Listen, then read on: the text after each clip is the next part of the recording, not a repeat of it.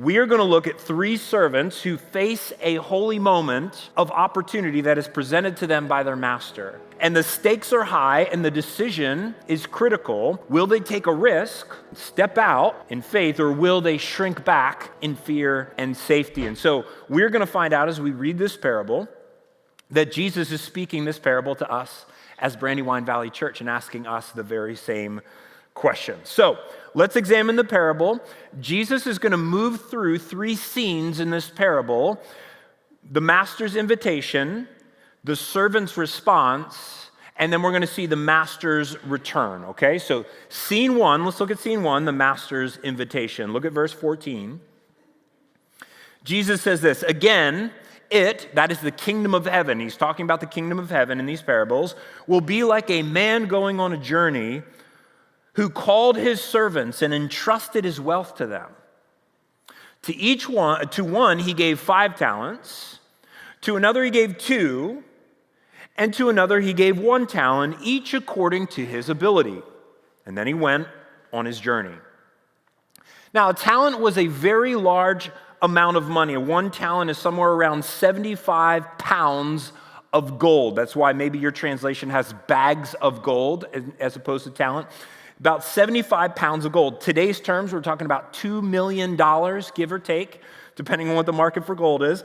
And so the master leaves these 3 servants a collective $16 million of his estate. This is a large amount of money. Now, when these servants receive them, they understand this was not like hitting the lottery. This is not, woohoo, let's buy a yacht and live it up. That's not what this was.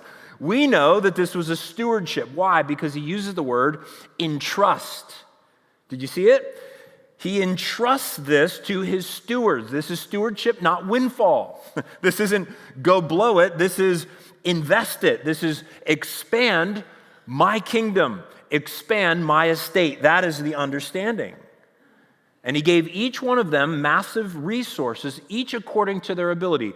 Based on what they could handle, he gave them an amount that they are to use to expand the kingdom. Now, this was risky business.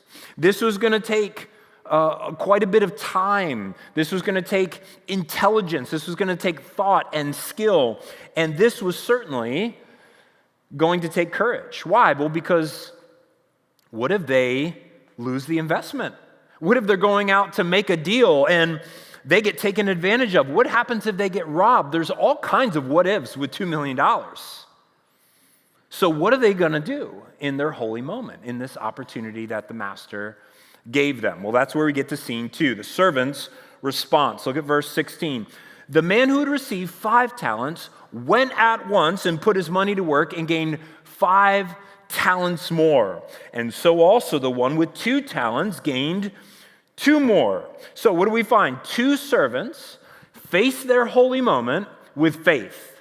They seized the opportunity to expand the master's estate, and it says that these servants went at once. I love that phrase. They went at once. They weren't sitting around rationalizing, were they? They weren't sitting around procrastinating, saying, I should probably get to that. Maybe next week I'll start thinking about that. Maybe a month from now, I just want to chillax for a little bit longer. No, they weren't making excuses. They knew the risk. They knew the challenge. And they said, we're going for it. It's worth it. We want to be about the master's vision and the master's business. And that's why I will say that these servants were on the move. Is that fair? In fact, that's really where I got the phrase on the move. It was from this text that as I was reading it. These are servants that are on the move, investing the kingdom of God. Now, they go for it. What about the third servant? What does the third servant do? What did he do with his holy moment? Well, sadly, verse 18, what does it say? He dug a hole and he buried his talent. $2 million in the ground. There was no went at once. There was no on the move. All there was in the dirt, right? That's the mantra of this servant. Why? What was the problem? We come to find out there's actually 2 reasons. The first one is fear.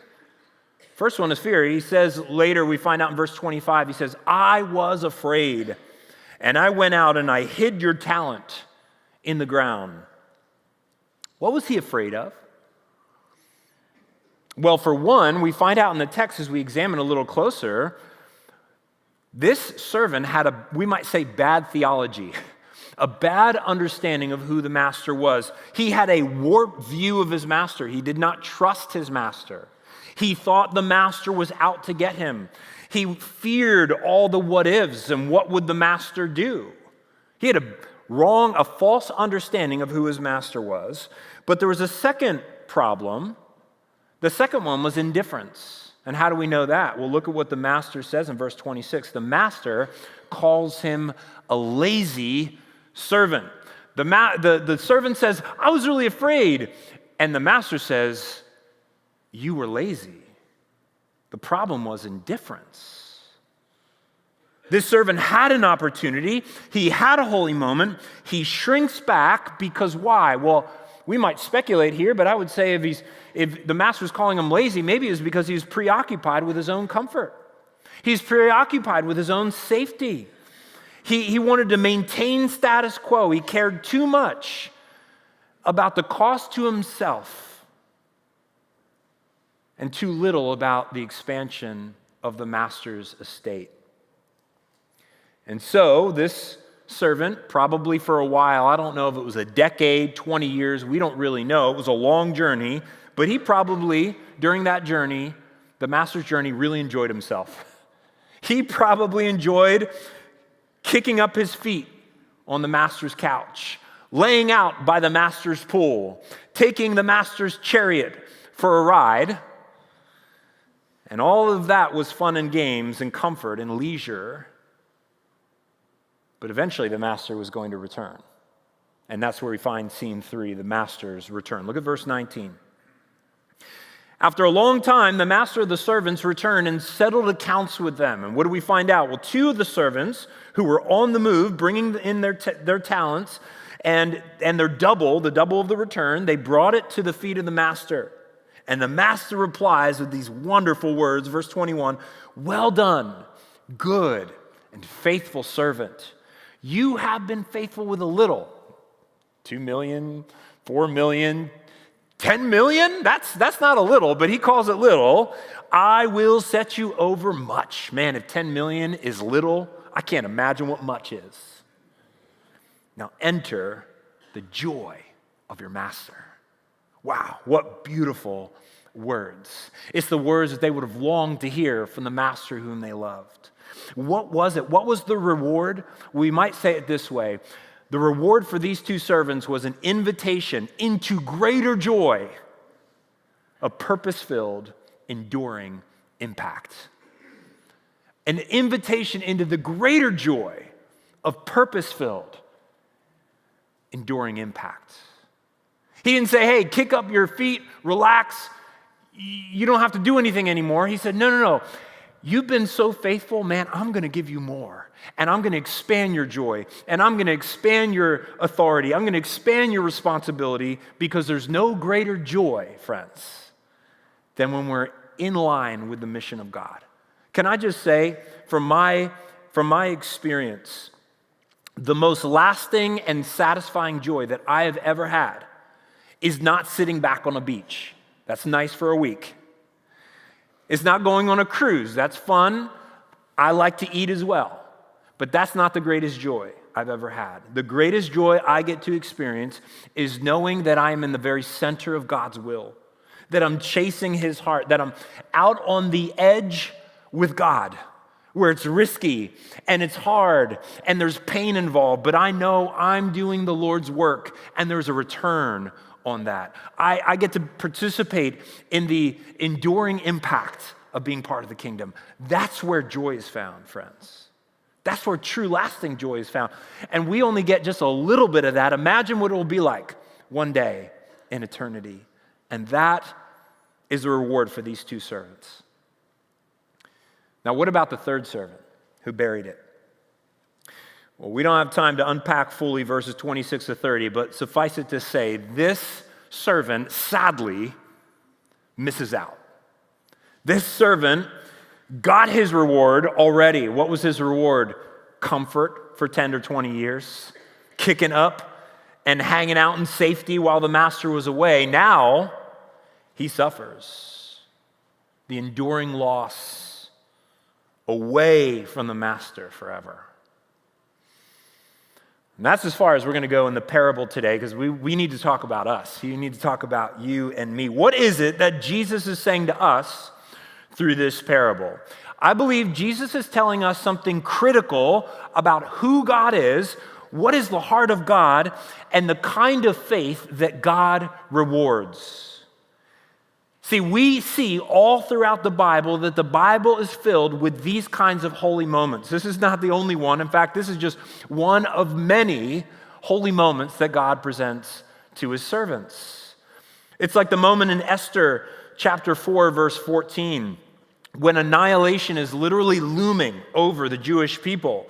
And Mordecai says to Esther in verse 14, "If you remain silent at this time, relief and deliverance for the Jews will arise from some other place, but you and your father's family will perish. And who knows but that you have come to such a royal position for such a time as this?" This is Esther's holy moment. Will she shrink back in fear, or will she step out in faith? Or how about John 21, when Peter is sitting on the shores of the Sea of Galilee and the resurrected Jesus literally has like a come to Jesus with him.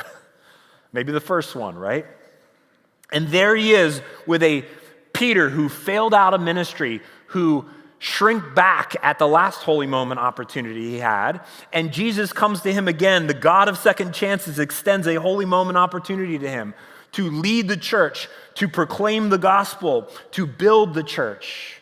Will Peter, in that moment, will he shrink back again in fear like he did last time? Or will he surrender to Jesus and the vision that Jesus has for his life by faith?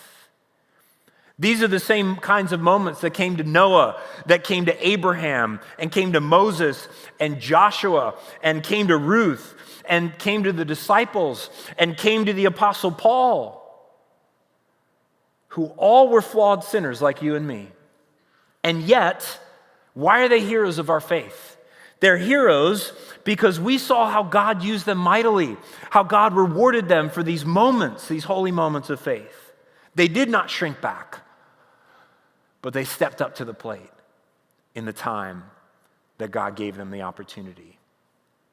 Friends, Jesus is calling us in our holy moment. And the thing I love about Jesus is he's never going to ask us to do something that he's not willing to do himself. Did Jesus face a holy moment? Oh, you bet he did.